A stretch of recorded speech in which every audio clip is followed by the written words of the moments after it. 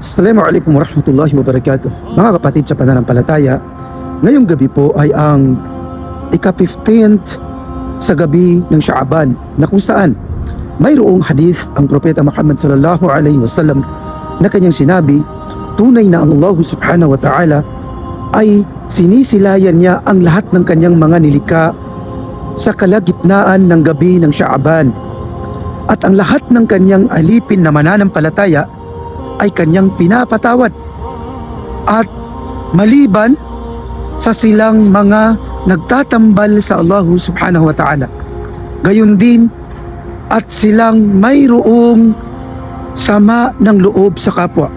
Allahu Akbar. Subalit mga kapatid sa pananampalataya, sa gabi ba na ito ay mayroon bang espesyal na gawaing pagsamba o kaya ay specific na gawain na ibada sa gabi na ito? Ang sagot po ay wala. Subhanallah.